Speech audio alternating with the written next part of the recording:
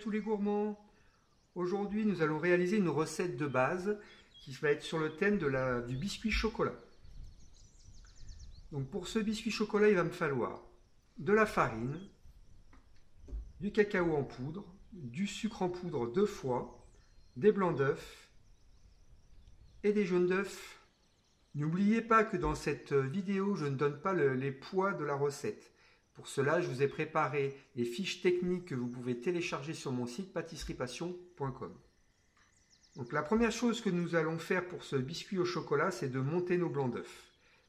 Je vais mettre mes blancs d'œufs dans ma petite cuve et je vais monter ça au batteur. Pour tous les débutants qui n'ont pas suivi mes autres vidéos, je vous conseille vivement d'aller voir ma vidéo comment monter les blancs d'œufs en neige. Il est très important de savoir monter les blancs d'œufs en neige, sinon vous risquez de louper votre biscuit. Voilà. Donc n'hésitez pas à aller voir cette vidéo qui est sur mon blog. Je vous mettrai le lien en dessous dans la description de la vidéo. Pendant que mes blancs sont en train de monter, je vais tamiser mon cacao poudre et ma farine. Alors c'est très important de tamiser nos poudres pour éviter qu'il y ait des morceaux dans notre biscuit chocolat après.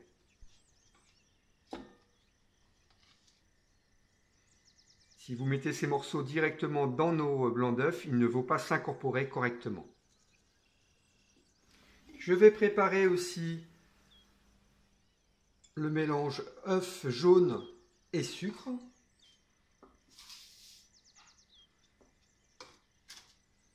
Toujours pendant que mes blancs d'œufs sont en train de monter.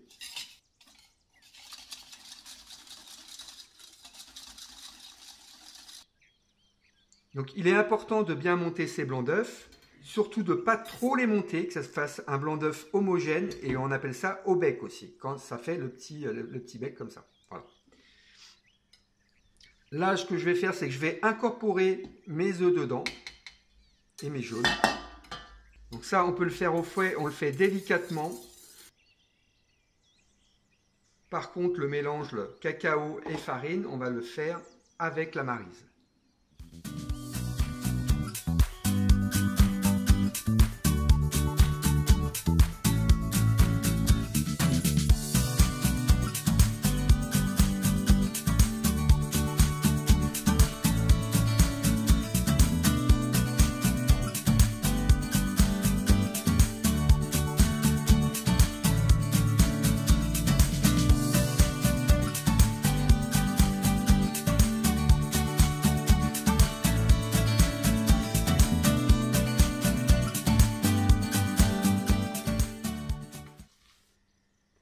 Quand toute la poudre est bien incorporée dans vos blancs d'œufs, on n'a plus qu'à pocher et à mettre sur plaque.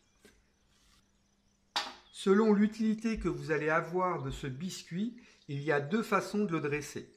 La première façon, c'est de prendre un cercle pour vous aider et de pocher. Donc, on le poche en rond. Donc là, ça sera plus une utilité pour des montages d'entremets, par exemple. Donc, si vous avez une forme différente, carré, ovale, rectangle, vous pouvez le faire comme ça et vous aurez comme ça la bonne forme. Et on n'a plus qu'à cuire. Donc, on cuit sans le cercle. Donc, la deuxième solution pour le dressage du biscuit chocolat, c'est de mettre sur une plaque une spatule et de l'étaler de la grandeur de votre plaque. Donc là, il est important de peser votre biscuit pour avoir toujours le même poids sur la plaque, selon l'utilité que vous allez en avoir. Donc ça, je vous le mettrai dans la description de la recette, selon la grandeur de la plaque ou du plat que vous avez, le poids qui est idéal en général. Nous avons mis le four à préchauffer à 180 et nous n'avons plus qu'à enfourner environ, selon les fours, 7-8 minutes à four ventilé. Donc voilà le premier biscuit chocolat qui est cuit. Donc là, j'ai attendu environ une petite dizaine de minutes pour qu'il refroidisse. Important pour pour arrêter la cuisson, il faut normalement le débarrasser de la plaque et le mettre ou sur une grille ou sur un plat froid. Ça évite que le biscuit continue à cuire et sèche. Alors pour le second biscuit, comment le démouler? Pareil, donc je l'ai dressé sur du papier cuisson. Donc ce qu'on fait, c'est déjà qu'on enlève la plaque.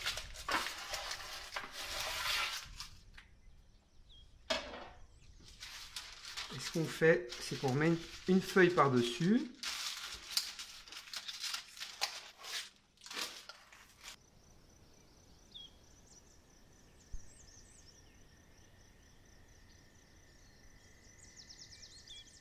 Alors on le retourne après, important, parce que si vous laissez la feuille sur le biscuit, sur le dessus du biscuit, il va coller.